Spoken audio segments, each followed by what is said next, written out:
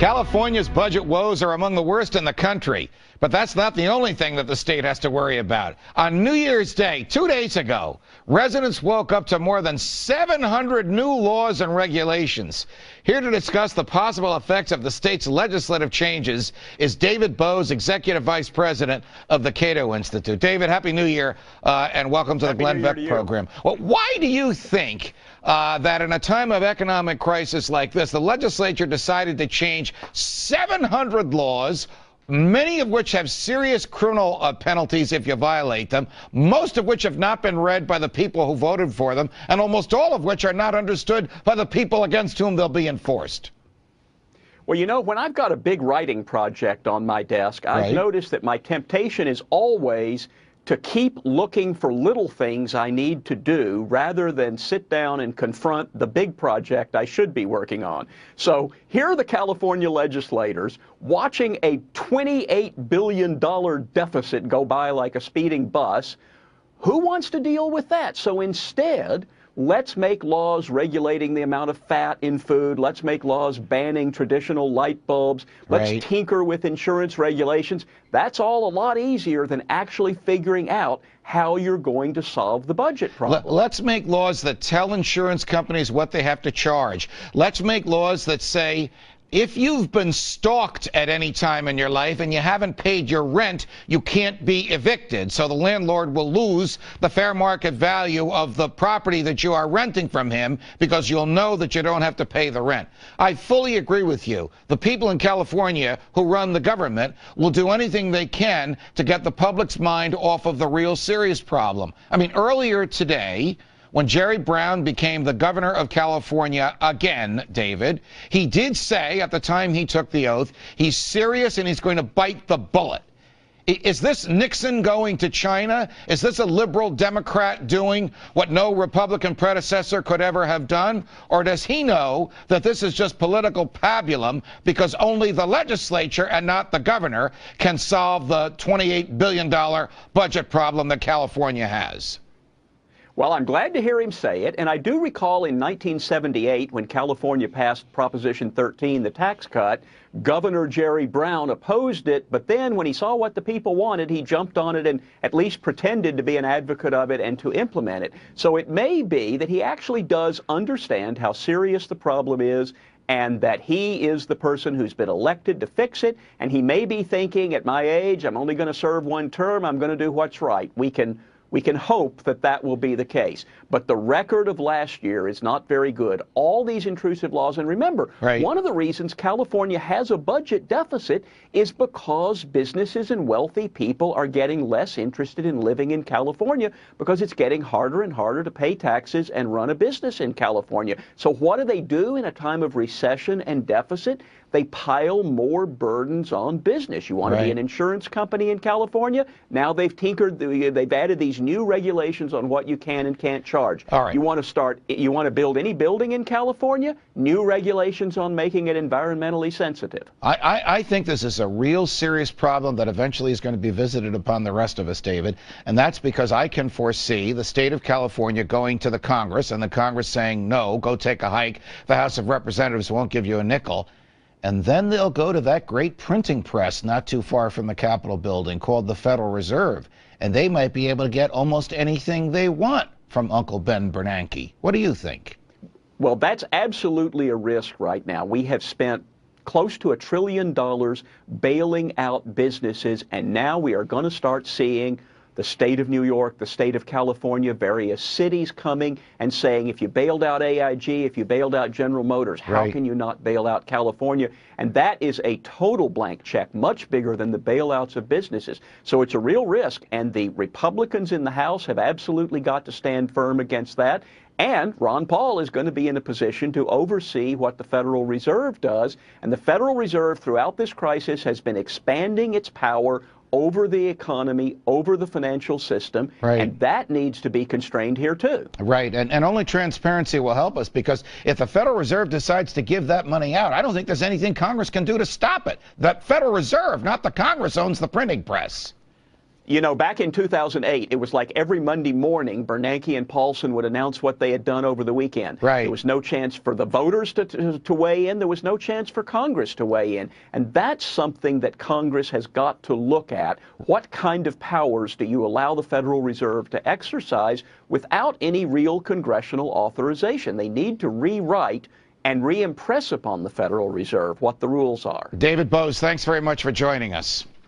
Thank you. Repealing the health care bill piece by piece. How are the Republicans planning to do it? Next. Welcome back. I'm Judge Andrew Napolitano filling in for Glenn. He's back here tomorrow night. As the new Congress prepares to convene this week, GOP leaders are sending a warning to the White House, promising a vote to repeal the health care law and more oversight over government spending. Congressman Jason Chaffetz is a Republican member of the House Oversight and Government Reform Committee, and Michael Cannon is the Director of Health Policy Studies for the Cato Institute. Michael, we'll start with you. What is the best hope for either a repeal or a reformation or a dilution of Obamacare?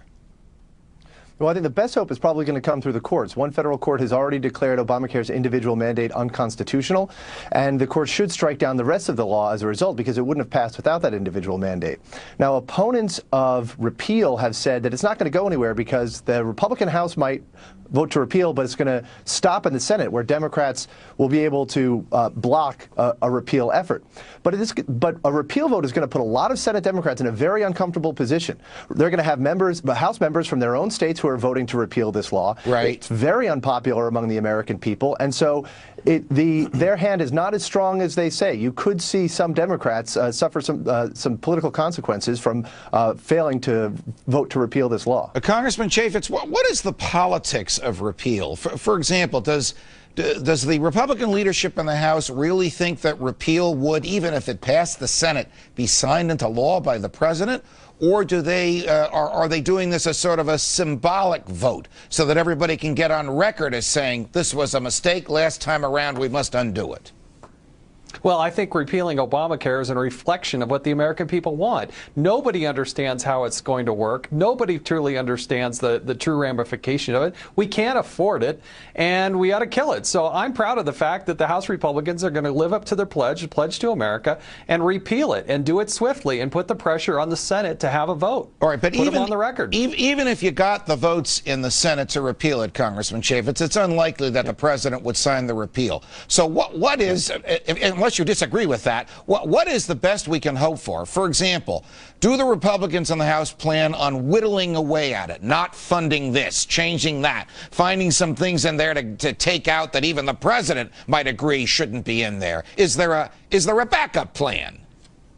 There is a backup plan, because if the president were to veto it, I would hope that we would have enough to override a veto, but I'm doubtful that that could happen in the Senate. So you can do things like defund it. You can make sure that they're not using unilateral rulemaking authority to have the effect of law. I mean, that's the concern. Remember when Nancy Pelosi said, hey, we need to pass this bill in order to find out what's in it? Right. I mean, that is so scary, because it gives unilateral authority for the secretary to do what they couldn't do in the law, which would never have passed. And that's why you got to have people like myself and others in the Oversight Committee to make sure we're riding herd on the administration to not overuse their rulemaking authority to have the effect of law. Michael, what is in that law that the Republicans could isolate from the law, vote to repeal, and expect the president to agree on the repeal? Or is there nothing in that category in the 2,300 pages of that statute? Well, there's one thing the president has already agreed to repeal, which is an effective tax that's imposed on small businesses that's going to require them to do even more reporting on what they call the 1099 reporting requirement. Right. But, you know, the administration has acknowledged the unpopularity of many provisions of this law. Why do you think they've had to give out 222 waivers to different regulations under this law so far? Why do you think they've had to create special bonus payments for Medicare Advantage plans so that those plans don't leave Medicare and force seniors to find other health insurance? The administration knows that this is an unpopular law, and so I don't think it's just symbolic if the House votes to repeal this and pushes it into the Senate, and if the Senate voted to repeal Obamacare and it went to the president and he vetoed it, that wouldn't just be symbolic. I mean, it would really show, not only show where the president's priorities are, that he doesn't side with consumers on this issue, but it would also hurt his popularity, his approval rating, and his credibility, and make it easier to repeal this law in the future. Congressman Chaffetz, you remember the vote in the House of Representatives on Christmas Eve 2009, which passed Obamacare, or at least sent it back to the Senate. One of the things they had to take out of there in order to get certain Democrats to vote was what Sarah Palin called the death panels. Were you surprised when almost a year to the day later, on Christmas Eve of this year, the death panels somehow, by the decision of a bureaucrat, and a socialist one at that, came back? Well, I guess with this administration, nothing really surprises me. Unfortunately, the White House has used the tactic of the calendar. They did it with the EPA. They did it with the Department of Interior, trying to do a Western land grab on December 23rd. And now this with the so-called death panels. It's business as usual, but it's not the will of the people. And that's why the Congress has to act. You can't just unilaterally go do things. You know, this is not a kingdom for the president. You've got to actually go through the process of openness, transparency, and go through the House and the Senate. And we got to fight back on this. Before we go, Congressman Chaffetz, just to switch gears a minute. Is the Republican leadership going to hold fast to keeping the debt ceiling where it is now, or are they going to allow the Democrats on the White House to sort of buy them off by putting some Christmas tree ornaments into that legislation?